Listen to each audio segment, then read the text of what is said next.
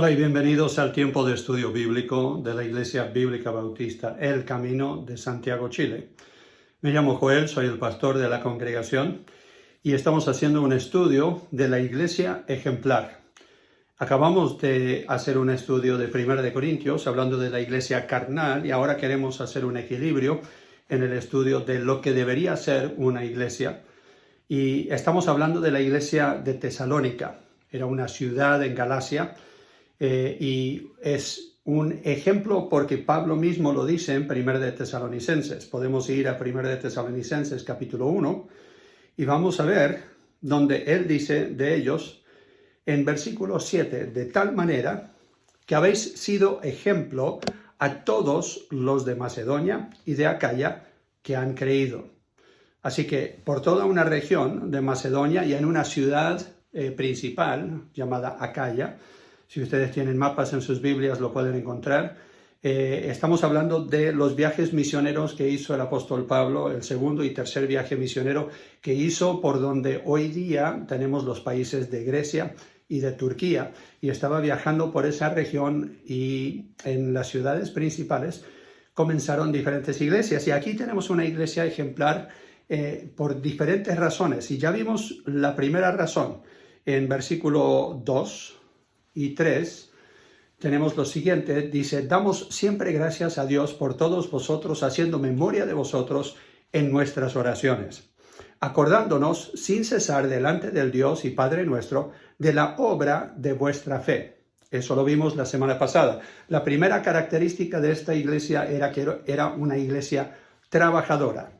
O sea, y trabajaban por fe, como deberíamos nosotros hacerlo. La Biblia dice que la fe sin obras es muerta y todo eso lo vimos la semana pasada. Esta iglesia es un ejemplo. Esa palabra ejemplo que se usa en el versículo 7 es una palabra que significa molde o matriz. Es un ejemplo a seguir y en el sentido de que ellos eran iglesia trabajadora y trabajaban por fe. La segunda característica que vamos a ver hoy sigue en el versículo 3, dice, y del trabajo de vuestro amor y de vuestra constancia en la esperanza en nuestro Señor Jesucristo. Hoy vamos a ver que esta iglesia era una iglesia amorosa, porque dice que el trabajo que hacían era un trabajo en amor. Ahora nosotros sabemos la importancia de la fe en la Biblia. La Biblia dice en Hebreos capítulo 11 y versículo 6 que sin fe es imposible agradar a Dios.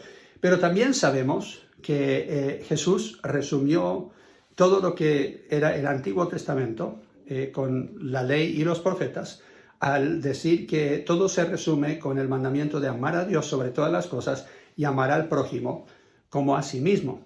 Entonces tenemos aquí una iglesia que tiene como prioridad el trabajar para otros. Esta palabra trabajo aquí tiene el significado de una cortada o una herida, o sea, es un trabajo arduo, es un trabajo exigente, es una palabra diferente a la palabra obra, lo que vimos la semana pasada. Entonces aquí Pablo está diciendo, ustedes obran por fe, pero también están haciendo un arduo trabajo por amor a otros. Si la fe sin obras es muerta, como ya hemos visto, eso significa que esa fe es de palabra nomás, no es real, no es viva, no es eficaz. El amor sin obras es puro sentimiento y las obras sin amor son solo un show. Eso lo vemos en 1 de Corintios capítulo 13.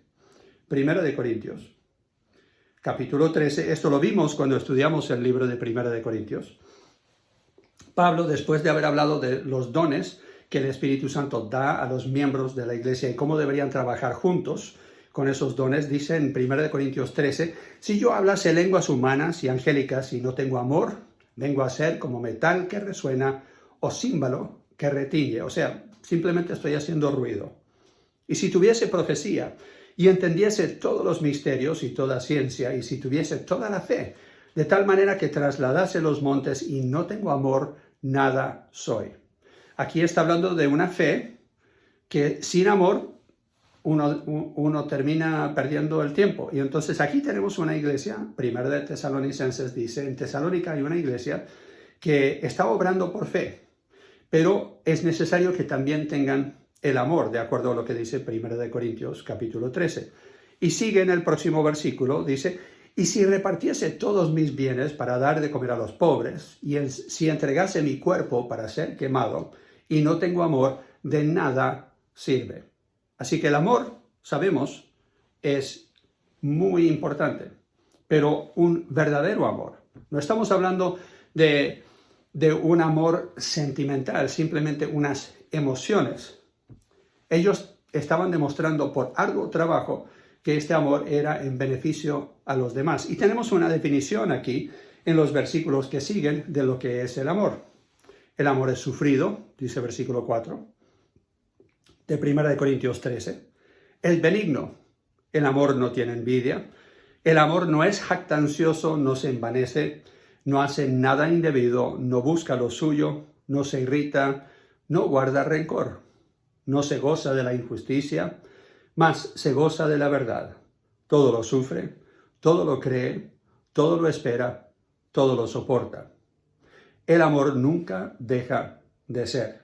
Tenemos aquí una descripción de lo que es verdaderamente el amor, no lo que muchos hoy día creen que es el amor. Hay muchas canciones sobre el amor, poesías del amor, supuestamente novelas de amor, muchos programas en televisión que vemos acerca del amor, y todo eso demuestra más bien un amor pasajero, un amor del ser humano, lo que nosotros creemos que es el amor hoy día, que es realmente un amor incompleto, un amor a veces bastante egoísta, porque nos amamos a nosotros mismos también. Entonces tenemos aquí una definición del amor que tiene a la otra persona en mente, o sea, la definición que tenemos nosotros del amor.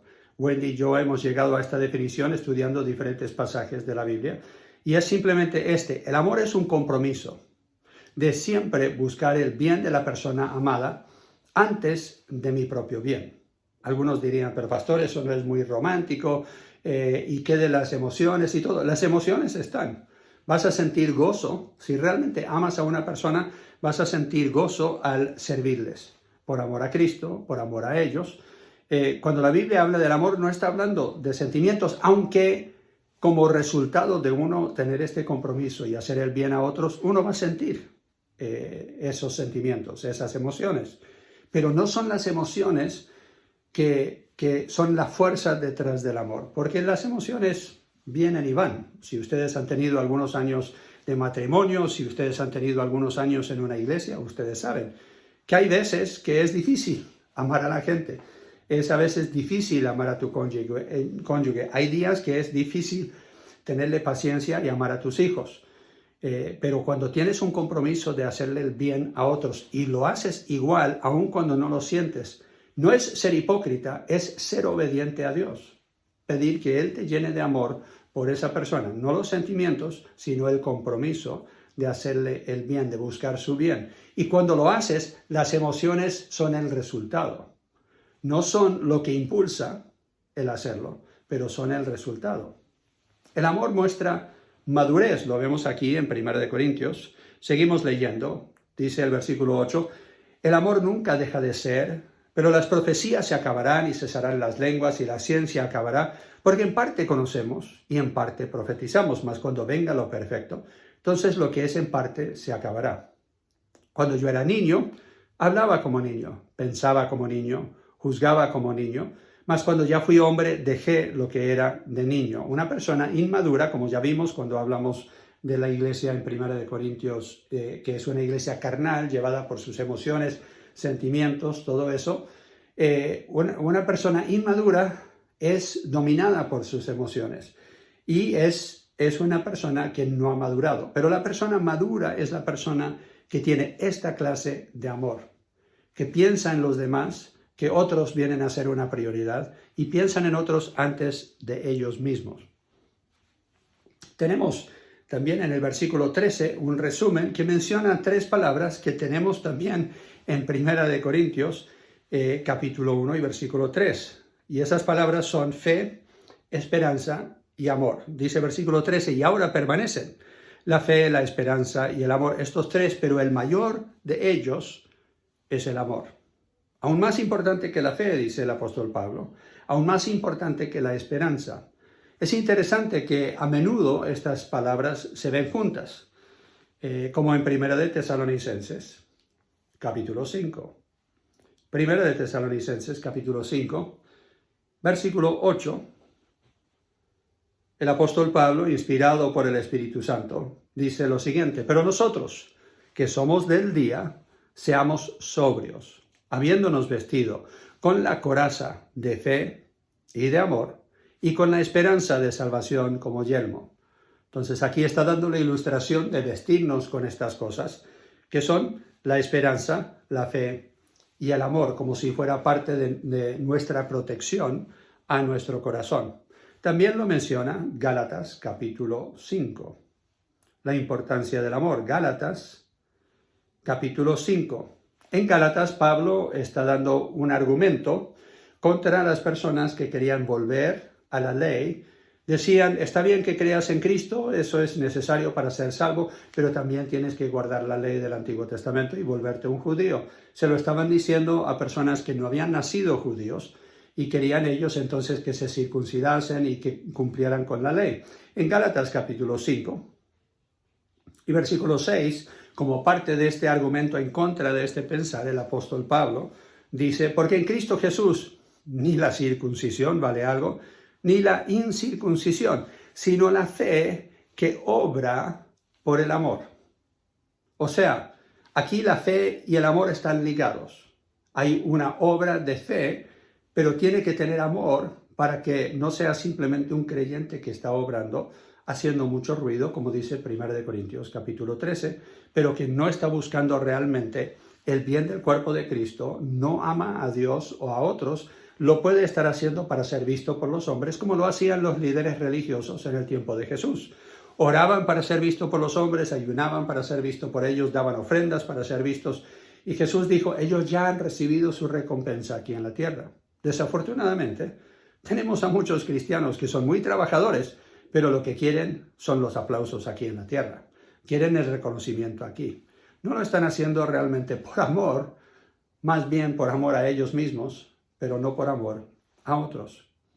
Dice el versículo 13, aquí en Gálatas capítulo 5, algo similar, porque vosotros, hermanos, a libertad fuisteis llamados, solamente que no uséis la libertad como ocasión para la carne, sino servíos por amor los unos a los otros. O sea, no cumplan simplemente un servicio por cumplir nomás, háganlo por amor, pensando en el bienestar y las necesidades de otros.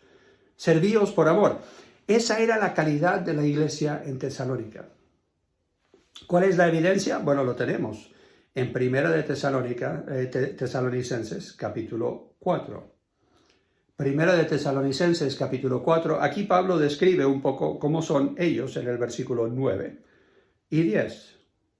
Pero acerca del amor fraternal, no tenéis necesidad de que os escriba, porque vosotros mismos habéis aprendido de Dios que os améis unos a otros. Y también lo hacéis así con todos los hermanos que están por toda Macedonia. Pero os rogamos, hermanos, que abundéis en ello más y más. Pablo dice, ustedes ya lo están haciendo, ya se están amando, hay evidencia de eso y otros han contado del testimonio, del amor que ustedes tienen. Entonces, ustedes ya tienen la enseñanza de Dios sobre esto, nosotros no lo tenemos que seguir reiterando. Es evidente que ustedes están trabajando con un amor real y sincero para el bienestar de otros, pero lo que quiero es que ustedes sigan en ese camino y es más, abunden más y más en eso. Solo les pide que ellos crezcan, aunque ya tienen la evidencia de este amor, pero que crezcan más y más en este amor. Tenemos otro ejemplo en Hechos, capítulo 2.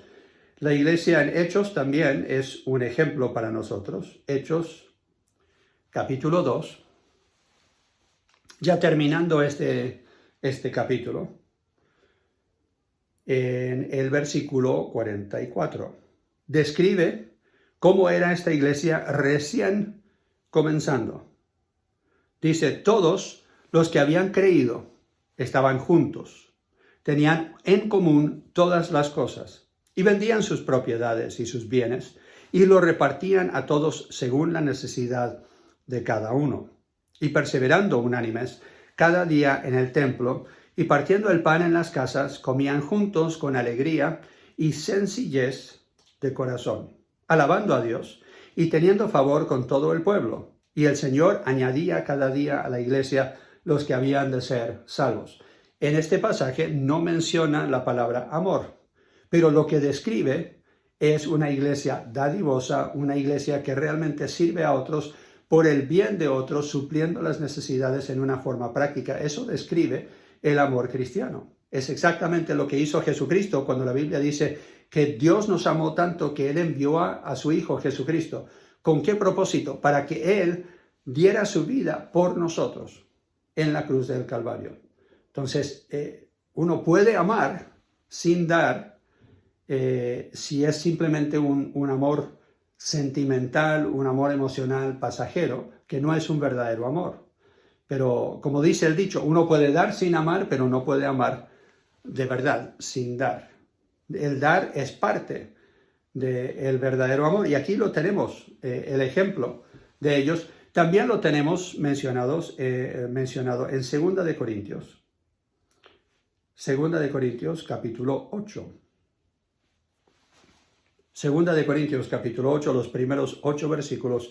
Noten que aquí está hablando a la iglesia de Corinto, pero está hablando de las iglesias de Macedonia. Y uno de esos pueblos era Tesalónica. Entonces seguramente entre las iglesias que está mencionando el apóstol aquí a la iglesia de Corinto, está mencionando también a los de Tesalónica. Y dice, asimismo, hermanos, versículo 1 de 2 de Corintios 8, asimismo, hermanos, os hacemos saber la gracia de Dios, que se ha dado a las iglesias de Macedonia, que en grande prueba de tribulación, la abundancia de su gozo y su profunda pobreza abundaron en riquezas de su generosidad. Pues doy testimonio de que con agrado han dado conforme a sus fuerzas y aún más allá de sus fuerzas, pidiéndonos con muchos ruegos que les concediésemos el privilegio de participar en este servicio para los santos. Y no como lo esperábamos, sino que asimismo se dieron primeramente al Señor y luego a nosotros por la voluntad de Dios. De manera, que exhortamos a Tito para que, tal como comenzó antes, asimismo acabe también entre vosotros esta obra de gracia. Por tanto, como en todo abundáis, en fe, en palabra, en ciencia, en toda solicitud, y en vuestro amor para con nosotros, abundad también en esta gracia. No hablo como quien manda, sino para poner a prueba por medio de la diligencia de otros también la sinceridad del amor vuestro. Aquí Pablo dice, si ustedes dan esta ofrenda, si ustedes se organizan y todos los domingos apartan algo de dinero recogiendo esta ofrenda porque hay una necesidad de hermanos en otro lugar, ustedes de esa forma están demostrando su amor. Pablo habla de que ellos no tienen muchas riquezas, no es que son iglesias ricas, hay mucha pobreza, dice él en los primeros versículos, la grande prueba de tribulación en el versículo 2, la abundancia de su gozo y su profunda pobreza. Abundaron en riquezas de generosidad, o sea, es evidente la generosidad aún más cuando una persona tiene también necesidad y cuando no tiene mucho que le sobre. Así que esa es una verdadera prueba de amor. Lo vemos en padres que se sacrifican por sus hijos, lo vemos en abuelos que se sacrifican por sus nietos, lo vemos entre familias que realmente se aman, están dispuestos a sacrificar el uno por el otro. Tenemos un ejemplo de esto en Génesis capítulo 29. Me gusta este ejemplo, aunque me parece un poco chistoso e interesante. En Génesis 29 tenemos nosotros a Jacob. Estaba trabajando para Labán y él se quería casar con Rachel, estaba tan enamorado y entonces Labán dice, bueno, pero me vas a tener que servir por unos 7 años. Génesis 29, versículo 20, esta es la reacción de Jacob. Dice, así sirvió Jacob por Rachel 7 años y le parecieron como pocos días porque la amaba. Cuando uno está enamorado, cuando uno realmente ama a otra persona, el tiempo realmente no importa tanto y la inversión hasta de dinero que uno tiene que hacer no importa tanto porque uno no está contando en los dedos ni las horas ni las monedas que uno ha invertido, sino tiene el placer de poder cumplir con otra persona, suplir una necesidad porque uno los ama. Supuestamente el científico Einstein dijo lo siguiente, que el tiempo es relativo. Él dijo, cuando te sientes a hablar con una bella mujer, 2 horas te parece 1 minuto, pero cuando te sientes en una cocina caliente por 1 minuto te parece 2 horas. Y yo creo que la diferencia no es solamente una bella mujer, la diferencia es que uno realmente ame a la persona, sea los de tu propia familia, sean los de la iglesia de Cristo, o aún, como dijo Jesús, tenemos que amar a nuestro prójimo aun cuando sea un enemigo. ¿Qué tenemos que hacer? Lo hemos repasado como iglesia más de una vez en Mateo. Jesús en el Sermón del Monte dice que no deberíamos amar solamente a los que, o saludar solamente a los que nos saludan y amar solamente a los que nos aman, pero aún a nuestros enemigos deberíamos nosotros amarlos. Y cuando ellos nos maldicen, deberíamos nosotros bendecir, deberíamos orar por ellos. Segundo, y tercero, deberíamos darles un regalo o un servicio. Y esas son 3 formas prácticas que nosotros podemos demostrarles a otros que los amamos. Jesús le dijo a sus discípulos en Juan capítulo 13 que por el amor que tenemos unos por otros, de esa forma demostramos ser sus discípulos o sus seguidores.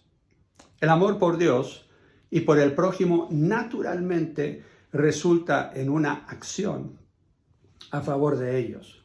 Cristo nos amó, se dio por nosotros y eso demuestra cuál es el verdadero amor. Cuando realmente amas a otros, podrás entonces trabajar en beneficio a otros, como ya dije, sin estar contando ni las horas ni las monedas invertidas. El amor es evidencia de que realmente somos hijos de Dios. Primera de Juan, capítulo 4. Primera de Juan, capítulo 4 y versículo 7 al 12. Dice, amados, amémonos unos a otros, porque el amor es de Dios. Todo aquel que ama es nacido de Dios y conoce a Dios. El que no ama no ha conocido a Dios, porque Dios es amor. La idea es que si estamos en la presencia de Dios, tenemos el Espíritu de Dios en nosotros, naturalmente va a fluir de nosotros el amor de Dios por otros. Sabemos que el fruto del Espíritu es amor, gozo, paz, paciencia, benignidad y los otros que menciona, pero comienza con el amor. Es lo que el Espíritu produce en nosotros. Versículo 8. El que no ama no ha conocido a Dios, porque Dios es amor. En esto se mostró el amor de Dios para con nosotros, en que Dios envió a su Hijo unigénito al mundo para que vivamos por Él. En esto consiste el amor, no en que nosotros hayamos amado a Dios, sino en que Él nos amó a nosotros y envió a su Hijo en propiciación por nuestros pecados, o sea, se entregó por nosotros, murió en nuestro lugar.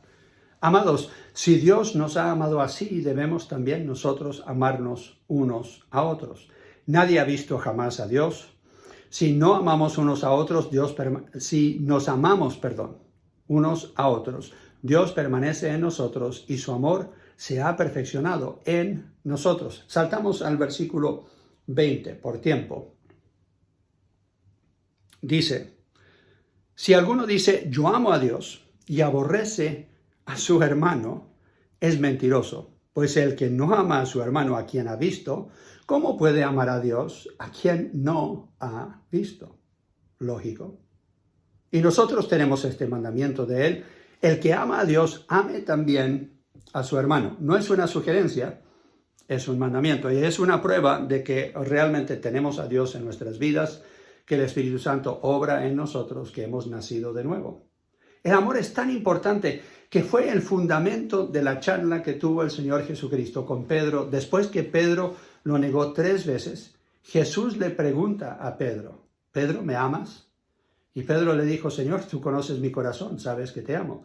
Y Jesús 3 veces le pregunta eso. Y cada vez que le pregunta dice, entonces apacienta mis ovejas. Jesús quiere restaurar a Pedro al ministerio. Pero antes de eso, tiene que asegurar que Pedro entiende lo que es importante. ¿Qué es lo más importante? Él le falló a Jesús, pero lloró amargamente, arrepentido por haberle fallado a Jesús. Y Jesús ahora le dice, ¿sabes lo que es más importante que cualquier otra cosa?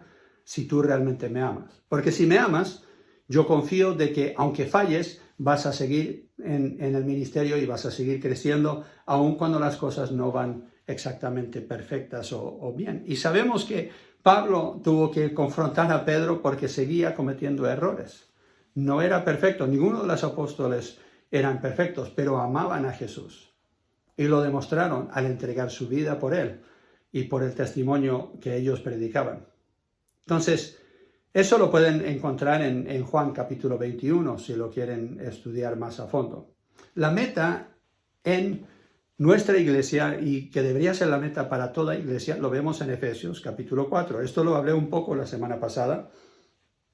Esta semana lo quiero leer, les di esto como tarea, pero sé que a algunos quizás se les olvidó o no lo hicieron. Dice el versículo 11 de Efesios 4. Y van a ver que aquí se menciona más de una vez la palabra amor. Y él mismo, hablando de Jesucristo, constituyó a unos apóstoles, a otros profetas, a otros evangelistas, a otros pastores y maestros. O sea, él mismo elige quién va a ser el liderazgo de la iglesia. Los llama a eso. ¿Con qué fin? Versículo 12. A fin de perfeccionar a los santos, o sea, a los miembros, para la obra del ministerio. Así está, ahí otra vez aparece esa palabra, obra. Sabemos que en Tesalónica estaban obrando por fe y estaban trabajando en amor. Entonces dice, para la obra del ministerio, para la edificación del cuerpo de Cristo. Versículo 13, hasta que todos lleguemos a la unidad de la fe y del conocimiento del Hijo de Dios, a un varón perfecto, a la medida de la estatura de la plenitud de Cristo, para que ya no seamos niños fluctuantes, llevados por doquiera de todo viento de doctrina, por estratagema de hombres, que para engañar emplean con astucia las artimañas del error, sino que, siguiendo la verdad en amor, crezcamos en todo en aquel que es la cabeza, esto es Cristo, de quien todo el cuerpo, bien concertado y unido entre sí por todas las coyunturas que se ayudan mutuamente, según la actividad propia de cada miembro, recibe su crecimiento para ir edificándose en amor. La única forma que una iglesia va a crecer espiritualmente es si hay verdadero amor, porque ese es el requisito para que se trabaje con los dones, uno, apoyando, animando, exhortando a otro y recibiendo ese ánimo, esa dirección, esa exhortación también. Cada uno ayudando a crecimiento, dice que ayudando mutuamente, según la actividad propia de cada miembro, se va creciendo, va recibiendo su crecimiento para ir edificándose en amor. El amor es indispensable, tiene que estar en la iglesia, pero no siempre está, porque pensamos, muchos que han pensado que es un sentimiento, y si yo no tengo el sentimiento, entonces yo no quiero ser hipócrita, no voy a demostrar lo que no siento. Eso no es ser hipócrita, eso es ser carnal. Si tú no lo sientes, no tienes que depender de tus sentimientos, tienes que ser obediente a Cristo. ¿Cómo demuestro yo amor cuando no lo siento? Yo hago el bien para el prójimo. ¿Por qué? Porque así lo hizo el Señor Jesús, aún a las personas que no lo merecían. No tiene nada que ver con merecerlo o no merecerlo. Hemos recibido de gracia, deberíamos dar de gracia. Así se refleja el amor de Dios a todos los que nos rodean, aun si son enemigos, aun si son difíciles de llevar, aun si son hermanos en Cristo, pero que es difícil amarlos. Esa es la realidad en el cuerpo de Cristo. Pero no es una opción. Y si tú quieres avanzar en el crecimiento espiritual, si tú quieres realmente agradar a Dios, sí, tienes que obrar por fe, pero tienes que trabajar también en amor. Y ese es el ejemplo que debemos seguir de la iglesia de Tesalónica. La meta es que cada miembro sea un ministro, cada oveja un obrero, pero que esa obra se haga por fe y se haga en amor. Gracias te doy, Padre Celestial, por el ejemplo de esta iglesia, por tu palabra que nos recuerda qué tan importante es el amor. Pido, Señor, que nos ayudes a someternos al Espíritu Santo. Sabemos que tú quieres producir este amor en nosotros y queremos, Señor, ser una iglesia que te honra, te exalta a ti. Ayúdanos a ser unidos en amor, edificándonos cada uno en ese amor, para gloria y honra de Jesucristo, la cabeza de esta iglesia. Lo pedimos en su nombre. Amén. Gracias por compartir este tiempo conmigo en la palabra de Dios.